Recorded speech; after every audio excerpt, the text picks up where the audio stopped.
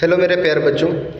अभी कल हमने पार्ट 1 बनाया था जिसमें हमने चैप्टर 1 से चैप्टर 7 तक के सभी इम्पोर्टेंट टॉपिक्स के बारे में रिव्यू किया था।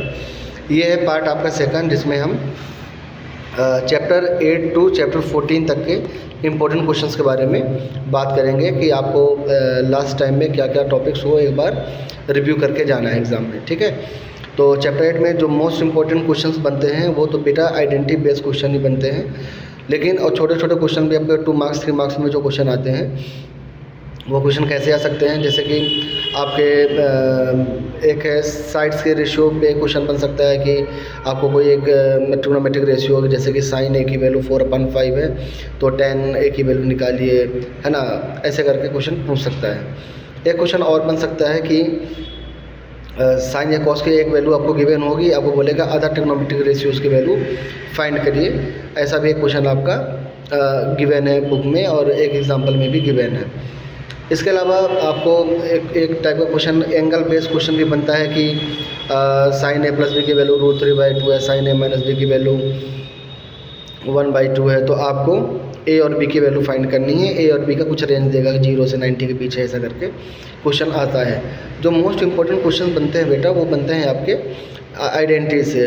3 बेसिक आइडेंटिटीज़ है, sine square theta plus cos square theta equal to 1, 1 plus tan square theta equal to sec square theta, 1 plus cot square theta equal to cosec square theta. और most important चीज़ ये है कि जितने भी maximum question आपके book में हैं या एग्जाम्पल में है वो सारे जो चेंज होते हैं वो साइन और कॉस के टर्म में चेंज करने के लिए होता है कि आप उन रेशियोज़ को साइन और कॉस के टर्म में चेंज कर दीजिए तो सिंपली आप उसको सॉल्व कर पाएंगे। ठीक है, तो जो 8 आपका 3 है उसके तो सभी क्वेश्चन को करना ही करना है, कोई भी क्वेश्चन छोड़ के नहीं जाना है। अब आते हैं एप्लीकेशन ऑफ ट्रिग्नोमेट्री में। तो एप्लीकेशन ऑफ ट्रिग्नोमेट्री में आपके जो क्वेश्चन बनेंगे वो सिंपली tan थीटा के मैक्सिमम यूज़ होते हैं उसमें, क्योंकि हमको या तो हाइट फाइंड करनी होती है तो बेस फाइंड करना होता है, या तो कुछ क्वेश्चन आपके साइन और कॉस के वैल्यू से भी आ जाते हैं। तो आपको साइन 0 से 90, कॉस 0 से 90 और tan 0 to 90 इनकी वैल्यू ज़रूर याद करके जाना है। ठीक है, और इसमें जो क्वेश्चन आते हैं ज़्यादातर या तो आपको हाइट गिवन होगी, आपका डिस्टेंस फाइंड करना होगा, या तो जैसे एक पेड़ वाला क्वेश्चन ट्री वाला है कि एक पेड़ टूट जाता है वो उसके बेस से इतनी दूरी पर है, तो वाले क्वेश्चन भी इसमें बन सकते हैं। आपके बुक में भी कुछ ऐसे क्वेश्चन गिवन है।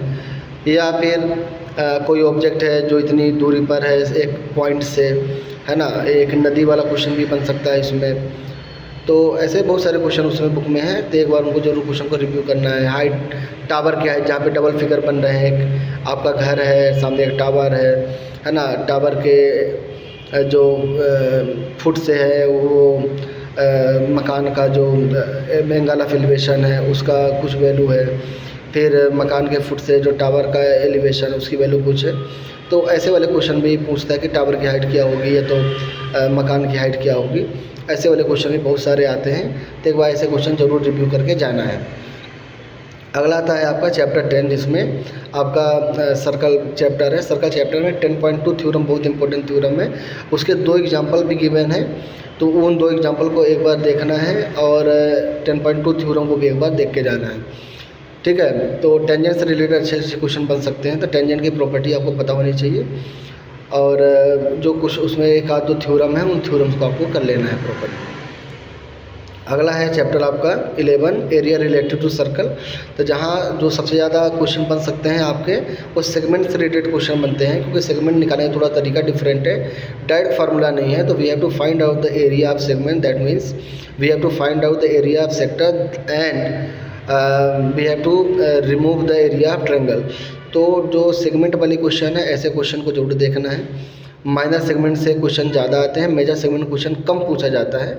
अगर मेंशन होगा तो मेजर सेगमेंट से भी क्वेश्चन पूछे जा सकते हैं। एक क्वेश्चन इसमें जो इम्पोर्टेंट टाइप का है वो है आपका एक हॉर्स है जो कि पेग में बंधा हुआ है, फिर उसने कितनी घास चरी है उस एरिया का, वो वाले क्वेश्चन भी यहाँ पे पूछे जाते हैं। तो हो सकता है घोड़ा नहीं देगा तो गाय दे देगा, काऊ दे देगा, कुछ और भी दे सकता है। या एक पुरुष वाला क्वेश्चन है है ना। तो ऐसे वाले क्वेश्चन एक बार आप देखना है। 120 डिग्री वाला एंगल वाला क्वेश्चन भी आपको एक बार देख के जाना है, क्योंकि वहाँ पे हाइट और बेस निकालने के लिए आपको ट्रिग्नोमेट्रिक फंक्शन ट्रिग्नोमेट्रिक रेशियोज़ का भी इस्तेमाल करना पड़ता है कि साइन और कॉस के थ्रू आपको वैल्यू निकालनी पड़ेगी, एक बार हाइट की एक बार बेस की, तब आपको half into base into height निकाल के एरिया ऑफ ट्रायंगल निकालेंगे, सेक्टर 120 डिग्री से निकलेगा। तो वो वाला क्वेश्चन बहुत इंपॉर्टेंट है, उसको जरूर एक बार देख के जाना है। नेक्स्ट है आपका सरफेस एरिया एंड वॉल्यूम। तो यहाँ पे बेटा सिंपल सरफेस एरिया वॉल्यूम नहीं है, यहाँ पे कॉम्बिनेशन ऑफ फिगर्स है।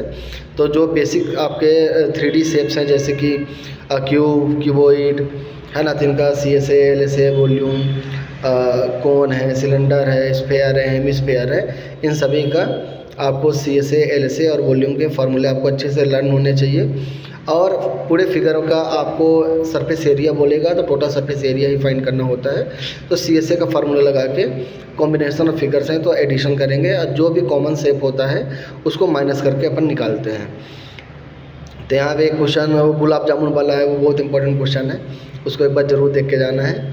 बाकी और भी सारे क्वेश्चन हैं, 9 क्वेश्चन तुम्हारे एक्सरसाइज 1 में और 8 क्वेश्चन शायद तुम्हारे एक्सरसाइज 2 में है, और टोटल 7 एग्जाम्पल हैं। तो कुल मिला के कितना हो गया 24 क्वेश्चन। 24 क्वेश्चन को ज़रूर रिव्यू करना है। नेक्स्ट है आपका स्टैट्स। तो स्टैट्स में सभी को पता है कि वहाँ पे मीन, मोड और मीडियन।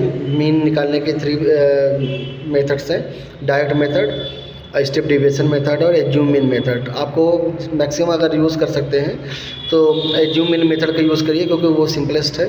डायरेक्ट मेथड भी यूज़ कर सकते हैं लेकिन कैलकुलेटिव होता है थोड़ा सा, तो आई ऑलवेज प्रेफर कि आप एज्यूम मीन मेथड का यूज़ करो। फिर मीडियन और मोड निकालने वाले क्वेश्चन बहुत ईजी आते हैं। तो मोड तो बहुत कम पूछा जाता है, अगर आपकी किस्मत अच्छी तो मोड पूछ लेगा क्योंकि सिंपल फार्मूला है। मीडियन निकालने वाले क्वेश्चन ज़्यादातर देखे जाते हैं, तो मीन निकालने वाले क्वेश्चन अगर आपकी किस्मत अच्छी रही तो मोड भी आ सकता है। और जो प्रोबेबिलिटी वाला है तो प्रोबेबिलिटी में ज़्यादा कुछ है नहीं, आपको सबको पता है कि प्रोबेबिलिटी निकालने के लिए जो प्रोबेबिलिटी की रेंज होती है 0 से 1 के बीच में होती है। अगर 0 से 1 के बीच में लाई करेगा और प्रोबेबिलिटी जो इवेंट हो सकती है प्लस जो नहीं हो सकती P0, उसका जो एडिशन होता है 1 होता है। इसके अलावा जो उसमें कुछ बल्ब वाले क्वेश्चन है ना, और भी अच्छे क्वेश्चन है थोड़े से, तो उसको आपको एक बार देख लेना है, क्योंकि यहाँ पे ज़्यादा आपको टेंशन लेने वाली बात नहीं है, इजी क्वेश्चन बनते हैं। तो आपको थोड़ा सा क्वेश्चन लैंग्वेज में दिक्कत हो सकती है, बाकी क्वेश्चन के सोल्यूशन में दिक्कत नहीं आएगी। तो एक बार प्रीवियस ईयर देख लेंगे कि कुछ उसमें अगर केस बेस्ड क्वेश्चन बनता है तो प्रीवियस ईयर ज़रूर एक बार देख लें, 2-3 साल का। अगर आपके पास कोई अच्छी बुक है, चाहे अरिहंत की बुक है या तो आपका इसकी आती है, क्या बोलते हैं,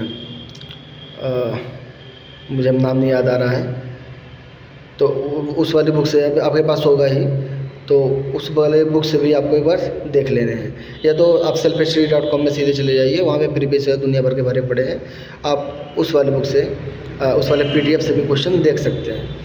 तो बेटा यही इंपॉर्टेंट टॉपिक था, तो आप इसको एक बार प्रॉपरली रिव्यू कर लीजिए जितना भी मैंने बताया है, तो डेफिनेटली आपको अच्छे क्वेश्चन यहाँ से देखने के लिए मिल जाएंगे। ठीक है बेटा, all the best for your exams. कल पेपर का मैं रिव्यू बनाऊँगा, जैसे पेपर मेरे पास आता है, फिर देखते हैं कौन कितना स्कोर करेगा। आप अपना स्कोर भी जरूर शेयर करिएगा मेरे कमेंट बॉक्स में। Thank you so much.